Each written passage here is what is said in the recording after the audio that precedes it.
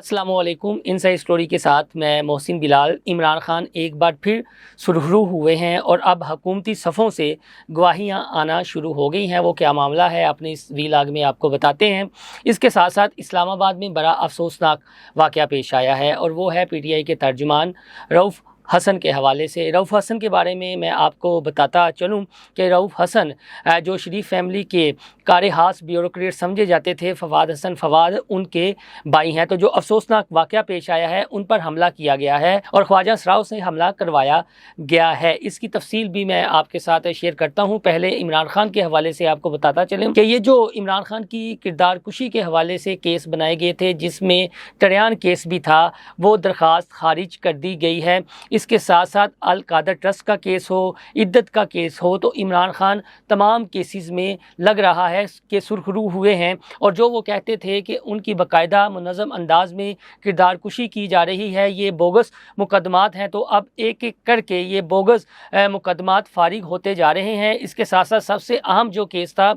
वो साइफ़र का था और उन पर गद्दारी का मुकदमा चल रहा था, लेकिन प्रोसिक्यूटर की जानिब से अब बाकायदा तौर पर यह तस्लीम कर लिया गया है अदालत में कि साइफ़र का मतन वही है जो इमरान खान बताते रहे हैं कि अगर इनकी हुकूमत ना गिराई जाती तो इसके नताइज भुगतना पड़ सकते थे रियासत पाकिस्तान को। अब ये एक बहुत बड़ी गवाही है और ऐसा लग रहा है कि इमरान खान जो बयानियाँ आवाम के सामने रख रहे थे वो बयानियाँ दुरुस्त था। उनकी हुकूमत को बाकायदा मदाखलत और साजिश के ज़रिए गिराया गया। पहले इस बात पर कोई यकीन नहीं करता था, लेकिन अब हुकूमत की सफ़ों के अंदर से इस तरह की गवाहियाँ आना शुरू हो गई हैं और जिस तरह के उन पर बोगस मुकदमात बनाए गए थे उनके फ़ैसले आ रहे हैं। अदालतें जो हैं उन पर FIRs जो की गई थी वो उड़ाती जा रही हैं। तो लग ये रहा है कि इमरान खान को रिलीफ मिलना शुरू हो गया है और बहुत जल्द वो जेल से बाहर भी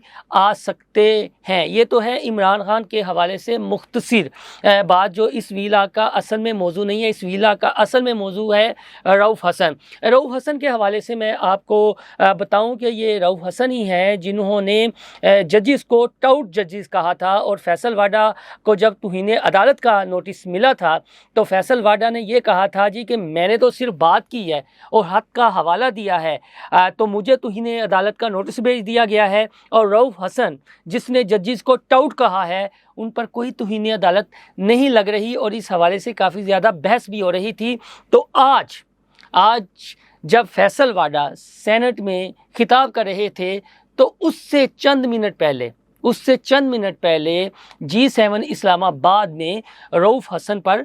हमला कर दिया जाता है जब वो एक निजी चैनल के प्रोग्राम में इंटरव्यू देने के बाद बाहर निकलते हैं। तो पहले एक ख्वाजा सरा आगे आता है और फिर बड़े मुनज़्ज़म अंदाज से ख्वाजा सरा जो 3-4 वहाँ मौके पर मौजूद पाए जाते हैं वो उन पर हमला कर देते हैं, उन्हें थप्पड़ मारते हैं और ब्लेड पर उनके चेहरे पर हमला भी किया जाता है। और इस मौके पर सफ़ेद शलवार कमीज़ में एक शख्स ने वास्कट पहनी होती है और वो बाकायदा वीडियो बना रहा होता है और फिर वो रऊफ़ हसन के कान में कोई सरगोशी भी करता है। इससे पहले रऊफ़ हसन न सिर्फ जजेस के हवाले से खुलकर इजहार कर चुके थे बल्कि PTI के वो रहनुमा जो पार्टी छोड़ चुके हैं PTI की, उनके हवाले से भी खुलकर अपना मौक़िफ़ पार्टी कारकुनान के सामने रख चुके थे। ख़ास तौर पर फवाद चौधरी और इमरान इस्माइल जो साबिक़ गवर्नर सिंध रहे हैं उनके हवाले से उन्होंने ये कहा था कि ये चले हुए कारतूस हैं, क्योंकि इन दोनों रहनुमाओं की PTI में वापसी के हवाले से बातें होना शुरू हो गई थी। और PTI का एक धड़ा ये समझता था कि अगर फवाद चौधरी की PTI में वापसी होती है तो उसका सबसे ज़्यादा नुकसान है वो रऊफ़ हसन को होगा। वजह यह है कि इस वक्त रऊफ़ हसन पार्टी के तर्जमान हैं और पार्टी बयानिए को आवाम के सामने रखते हैं और खुलकर इमरान खान की तर्जुमानी भी करते हैं। और अगर फवाद चौधरी PTI में आ जाते हैं तो फवाद चौधरी का भी खासा ये है कि वो बयानियाँ बनाने में मलका रखते हैं। वो बयानियाँ किस तरह जनरेट करना है, मीडिया पर किस तरह हाइप क्रिएट करनी है, फवाद चौधरी से बेहतर कोई नहीं जानता। तो अगर फवाद चौधरी PTI में आते तो रऊफ़ हसन की स्पेस कहाँ बननी थी। तो अब इस सारे मामले की बताया जा रहा है कि मुख्तलिफ पहलुओं से इंक्वायरी की जाएगी। जैसा मैंने पहले बताया कि ये जो ख्वाजा سرا والا ایڈونچر ہے یہ ایک بار پہلے بھی ہو چکا ہے، اور معروف اینکر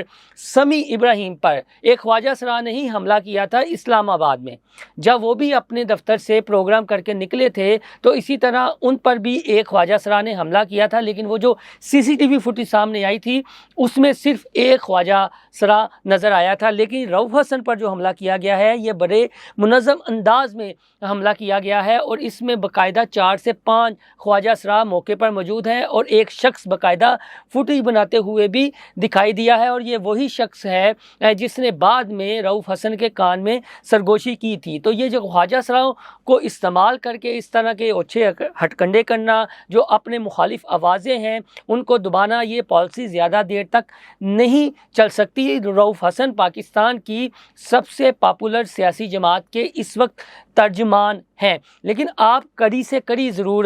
ملائیں۔ ایک یہ کہ جو انہوں نے سابق گورنر سندھ عمران اسماعیل اور فواد چودھری کے حوالے سے بیان دیا، پھر انہوں نے جو کھل کر ججز کو ٹاؤٹ کہا، فیصل واڈا کو جو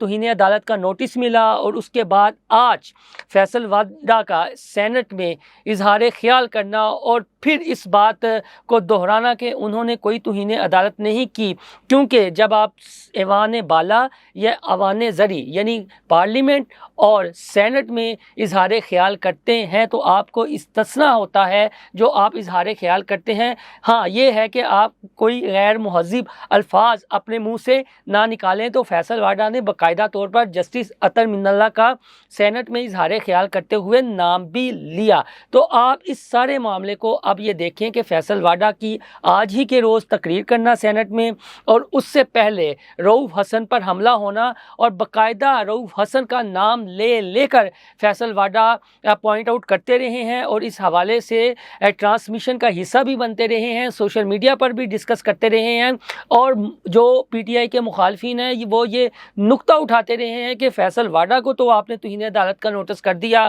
مصطفیٰ کمال کو توہین عدالت کا نوٹس آپ نے کر دیا، لیکن رؤوف حسن جو تحریک انصاف کے ترجمان ہیں انہوں نے ججز کو ٹاؤٹ کہا ہے، تو اس پر ججز جو ہیں وہ سنن بکمن بن کے بیٹھے ہوئے ہیں، کوئی نوٹس نہیں لے رہے۔ تو آج یہ ایک نئی چیز اور افسوسناک واقعہ سامنے آیا کہ جس پر رؤوف حسن کو خواجہ سراؤں نے پہلے مارا پیٹا اور پھر ان کے چہرے پر بلیڈ سے حملہ کیا گیا۔ اب شبلی فراز نے سینٹ میں ایک دھواں دار تقریر کی ہے اور حکومت سے مطالبہ کیا ہے، کل تک کا حکومت کو ٹائم دیا ہے کہ ہر صورت میں اس افسوسناک واقعے کی انویسٹیگیشن کروائی جائے، اور سی سی ٹی وی فوٹیج میں باقاعدہ طور پر چہرے بھی شناخت کیے جا سکتے ہیں، وہ اسلام آباد کی حدود ہی میں ہیں، ان کی گرفتاری فوری طور پر عمل میں لائی جائے اور ان سے تفتیش کی جائے کہ ان کے پیچھے آخر کون ہے، کس کی ایما پر، کس کے کہنے پر انہوں نے رؤوف حسن پر حملہ کیا ہے۔ اسلام آباد میں ایک شاعر فرحاد علی بھی کڈنیپ ہو چکے ہیں، گو کہ ان کا اسلام آباد ہائی کورٹ میں کیس لگا ہوا ہے، اور جسٹس محسن کیانی کی اس سلسلے میں بڑی سخت ریمارکس بھی آ چکے ہیں۔ تو اسلام آباد جو پاکستان کا دارالحکومت ہے، وہاں پر امن و امان کی یہ صورتحال، بگڑتی ہوئی صورتحال اور اس طرح کے واقعات کا ہو جانا نہایت افسوسناک امر ہے۔ ایک جانب عمران خان کا بیانیہ جسے اب حکومتی صفوں میں بھی تسلیم کیا جا رہا ہے، اور یہ تسلیم کیا جا رہا ہے کہ سائفر کے معاملے میں عمران خان نے جو کہا تھا، جو وہ کہتے رہے ہیں، وہ درست ہے کہ ان کی حکومت کو سازش کے ذریعے گرایا گیا ہے، اور یہ بھی کہا گیا کہ اگر ایسا نہیں کریں گے تو ہم خمیازہ بھگتیں گے۔ اور اب رؤوف حسن والا یہ معاملہ، تو اس سے یہ لگ رہا ہے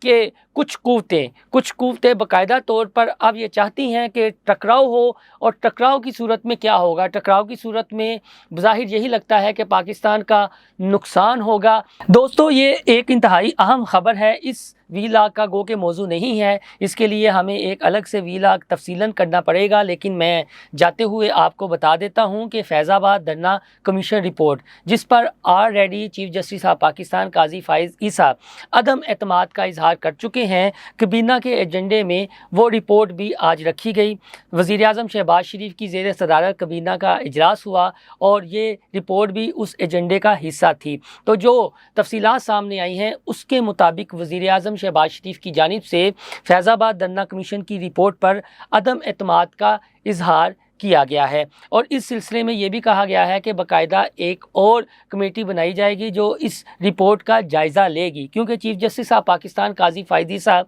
اس پر عدم اعتماد کا اظہار کر چکے ہیں، کیونکہ اس رپورٹ میں سابق D G I S I فیض حمید کا نام بار بار آتا ہے۔ یہی وجہ ہے کہ جب یہ رپورٹ عدالت میں پیش کی گئی تھی تو chief justice of Pakistan Qazi Faez عیسیٰ نے اس پر تحفظات کا اظہار کیا تھا کہ ان کو شامل تفتیش کیوں نہیں کیا گیا۔ دوسری جانب لبیک کی جانب سے بھی تحفظات کا اظہار کیا گیا تھا، اور ان کی جانب سے موقف یہ سامنے آیا تھا کہ فیض آباد دھرنے کے اصل فریق تو وہ بھی ہیں، لیکن انہیں اس کمیشن نے نہیں بلایا، جس پر عدالت کی جانب سے بھی ایک سوالیہ نشان اٹھایا گیا تھا، اور یہ کہا گیا تھا کہ اس کے پیچھے یعنی فیض آباد دھرنے کے پیچھے جنرل فیض حمید کا ہاتھ ہے جو اس وقت ڈی جی سی تھے۔ تو لہٰذا یہ آنے والے دنوں میں ایک انٹرسٹنگ چیز ہونے جا رہی ہے فیض آباد دھرنا کمیشن کی رپورٹ کو لے کر، کیونکہ already chief justice of Pakistan اس پر عدم اعتماد کا اظہار کر چکے ہیں، اور فیض آباد دھرنے میں جن کرداروں کی ان کی جانب سے نشاندہی کی گئی تھی ان سے تفتیش نہ کرنا، یعنی جو انکوائری کمیشن بنایا گیا تھا وہ اپنے اندر ایک بہت بڑا سوالیہ نشان تھا۔ جس طرح لبیک نے کھل کر کہا ہے کہ ہمیں تو کمیشن نے بلایا ہی نہیں ہے، اور بار بار یہ انگلیاں اٹھائی جاتی ہیں کہ لبیک نے یہ دھرنا کسی کے اشارے پر دیا، اور وہ اشارہ اس وقت ڈی جی سی جنرل ریٹائرڈ فیض حمید کا تھا، لیکن لبیک اس سے انکاری کرتی ہے، اور ان کا یہ موقف ہے کہ انہوں نے یہ خالصتاً ناموس رسالت صلی اللہ علیہ وآلہ وسلم پر پہرا دینے کے لیے فیض آباد میں دھرنا دیا تھا، اس کے پیچھے کسی کا ہاتھ نہیں تھا۔ تو دوستو اس پر ہم ایک تفصیلی ویلاگ ضرور کریں گے، کچھ حقائق ہیں جو عوام کے سامنے لانا ضروری ہیں۔ آپ ہمارا چینل انسائیڈ اسٹوری لائک اور سبسکرائب کرنا نہ بھولیے گا۔ اللہ حافظ۔